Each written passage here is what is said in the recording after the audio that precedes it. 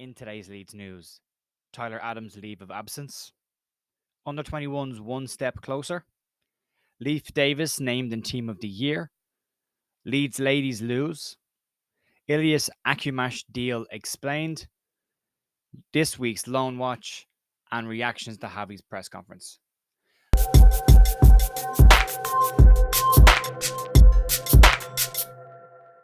Morning, folks. Jay here on Monday morning, the 24th of April, with your Leeds news. We're going to break this into two sections. We're going to do the news at the start, and then we'll do the reaction to the press conference after that. So if you only want the news, we can get that out of the way. If you want to stick around for the reaction and the detail of the press conference, you can hang around. I'm time stamping this now. It's 12 o'clock. By the time it's edited and up, the press conference will be finished. I'll do the press conference bit afterwards then, after I watched it. Okay? Cool. Great. Hope you all had a great weekend, by the way. Considering. Right, let's crack on with this. And we'll start off with Tyler Adams. And pictures emerged last week of Tyler Adams enjoying himself at Lake Como on the back of comments made that he was working very hard with the Leeds United medical team. The question came up of how hard is he working if he's in Lake Como? What has come out is that the medical team have given Tyler a leave of absence to basically start his summer break early and to spend some time with his partner. The hamstring injury he picked up last month while just before international duty actually looks like it's now highly unlikely there'll be any recovery from that in time for him to come back for the end of the season. Javi did give us some hope in the press conference saying that he's working hard and they hope to have him back for the end of the season, but it is now looking more and more likely that won't be the case, and Adams has been given some time off. Yorkshire Evening Post have reported the 24-year-old has been allowed to go on leave early during his rehab, but he will be come back to Leeds. There was also a picture came up of him at the last Leeds home game, kind of walking the pitch on his own and standing in the middle of Ellen Road looking around, and you kind of got the impression this is a man that feels like he's probably played his last game for Leeds. He's the captain of the US men's national team. Leeds go down, unlikely for him to stick around. So same with all the international players. So unfortunate there, but we'll have to wait and see. Under 21 were in actions this weekend, and they are now one step closer to promotion to Division 1 of the Premier League 2. They beat Middlesbrough 3-1 at home in a good game, with some incidents as well. Goals from Charlie Allen, Archie Gray with an absolute cracking running goal, and Sonny Perkins with a lovely finish as well. Gave Leeds a 3-1 win over Borough. Leeds now only need a draw in their final game as everybody else is finished, and Leeds only need a point to clinch promotion going into the final game. Archie Gray did pick up a second yellow card in that game. A very silly second yellow card. Wasn't anything serious. It was shocking that he even got a yellow card as well. However, it did look like he would miss the final game of the season because of that red card. But Joe Donoghue and Graham Smith and Yorkshire Evening Post have been filling everybody in a loophole that is expected to be closed by the Football League this week, apparently, but not in time for Archie Gray to actually serve his ban for this game for the under 18 team and actually be back in action due to a loophole that allows people under 21s and under 18-year-old players to actually serve bans in an under 18 side and then therefore not serve a ban in the under 21 side. So complicated one, but looks like he'd be back for. Danny Van den Heuvel had a fantastic game in this as well, making 2 or 3 really, really top drawer saves. Great to see Danny Van den Heuvel come back this year after what happened to him in the summer and managed to push his way into the team. It all looks like an end for Chris Klassen at Leeds. He's not getting into the 21 side. He's not making the bench for the first team, and it's not really surprising.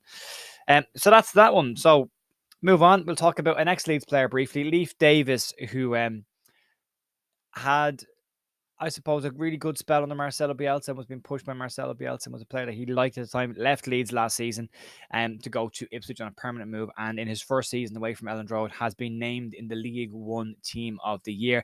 Davis has been impressive all year round for Ipswich, who are now second in League One, 1 point off top, 1 point above third with a game in hand as well. So pushing very, very heavily for automatic promotion back into the Championship. We could see Leif Davis again next year. If Leeds do manage to go down, they do come up. So well done. Very good, Davis. Very good. Very good, Davis! Cracking. Let's move on. Leeds ladies unfortunately lost to Newcastle United. They're playing a huge amount of games in a short space of time because of how many games they missed this year because of the FA Cup run and other reasons. A 5-1 defeat to Newcastle ladies, who are a very good side and nothing to be sniffed at there. Abby Brown with the Leeds got her 15th goal of the season. She continues very strong performances in front of goal. Moving on, let's talk about Ilias Akhomach, and thank you for the person who corrected me on my pronunciation of it last week. We've been talking a lot about this kid. It looked like the deal was done months ago. It was again said last week that he will sign for Leeds in the summer. However, now there seems to be some potential stumbling blocks in place with this one. The deal looked done, as I said, but reports in Spain are now claiming that the deal all hinges on Leeds Premier League survival because, of course, it does. According to Football España, the player is waiting to sign the contract that he has been given until Leeds Premier League survival is guaranteed. There is a lot of interest from Arsenal and other Premier League clubs in Akhomach, and it looks like Leeds had stolen a step on everybody else to get the deal done, but he hasn't signed the contract and apparently is waiting until the Leeds survival is complete before he signs that contract. So might miss out on that one, unfortunately. We'll have to, again, fingers crossed and see what happens in a couple of games. Loan watch. Let's fly through this. We get rapid fire and we'll get into this week's loan watch. Joe Gelhardt, another strong performance and called out for praise by his manager. Played 77 minutes in their 2-1 win over West Brom. No goal this time, but a very, very good performance from Javi. Diego Llorente is in action tonight for AS Roma, as is Cody Drama, who has a massive game against Middlesbrough, as Luton and Middlesbrough are both fighting for automatic as well as playoff places in the championship. Leo Kjell, the unused sub again for Rotherham in their 2-1 defeat to Bristol City. He's only played one of their last 4 matches. Jamie Shackleton, also in the same bracket here, unused sub again for Millwall, struggling for time there. Ian Paveda's up-down season at Blackpool continues. The player played 62 minutes in their win over Birmingham, scoring a tap-in to get their winner and the only goal of the game. Helder Costa played 90 minutes but was withdrawn in extra time, and Al Ittihad's loss in extra time in the King Cup as they drop out of that competition. And that's going to be it for the loan watch for so far this week. So we'll break at this point and we'll come back in a minute after a break, I suppose, with the reaction to the press conference. See you in a sec. Right, so folks, the press conference has just finished with Javi Gracia for the Leicester game, and we'll go through this as quick as we can on top line stuff. Started off, he was asked, is this game a 6-pointer against Leicester? And he said, yep. But he said it's a very important game in the moment, but he said, but we know what the value of this game is and we're focused on that. Then he was asked about, is it the perfect game considering where Leicester are, and Leeds could open a gap pretty quickly if they get 3 points against them. And he said, you never know. He said, there's 6 games left. You never know where the next points are going to come from. He said, but we have to be focused on the next game. Asked about Dean Smith's comments about keeping the Ellen Road crowd quiet, he said that we're playing at home. He said we always feel good and feel well, and we feel supported at home. And he said I don't expect that to be any different against Leicester. Asked about Ilan Mellier's performance and the reaction from the keeper, and what he said was that he always reacts well in training. He said, as usual, he's a very good character. He's always tries his best and tries to improve. But he said we're conceding a lot of goals, and it's something we need to fix. But he said that it's not only the form of the goalkeeper that we need to question here. And he said we got to defend better as a team. And he said he's dealt with this before. And he said, but there's he looks to all the players to try and help this to fix this issue. Asked about Leicester and Bournemouth being defining games of the season, and he said he's only focused on the next game. He said we focus on the next 3 points. That's it. And then we look at the next game after that. Liam Cooper, Max Fober's influence in the team after a good performance from both of them coming in the back line. He said both played well and they came in from after being out of the team for a while. He said they're important players. He was then asked about whether they were able to train this week because on the last couple of today, mostly, because it looked like they picked up knocks during the game. And he said, and this is the concern, he said some players may not be able to play. They're dealing with some issues, but we'll have to wait and see. That's a concern. That's one that I would be concerned about a lot. Asked about making changes for the team. He said, look, we feel that we're in a tough moment and it's an important part of the season. He said, but we were second from bottom when I came in, and he saw a reaction from the players then and it changed the dynamic. And he said, we did it then and we can do it again. Asked about support from the uppers in the club, and he said, I don't need support. I only need points. Something has to change was a question that was asked. Given the performance over the last 3 or 4 games, something has to change. And he said that he tries to look for his players to be in the best condition that they are to fight. He said we need to commit more and commit better. And he said that the solution isn't changing players necessarily. We just need to get the right balance and change the dynamic again. Moved on then, talked about the midfield coming in for criticism and the possibility of Adam Forshaw coming into play. And he said that he obviously played the last game. He is available. And he said, but long term, he's been out for a long time. These players need time to come back in to get up to speed properly. He needs time. Unfortunately, he said, in this moment, we don't have time and we need to get the balance right. Possible hint that Adam Forshaw could come into the midfield. Asked about the decision, is there a decision being made by him protect the younger players during this really poor moment. And he said the players are working well in training. He said they're doing everything that he asked of them. He said when he arrived, we needed change. We got it. He said, and then we need to do it again. He said we've had ups and downs, but that's all the players, not just the young players. And he said they need this. They need support.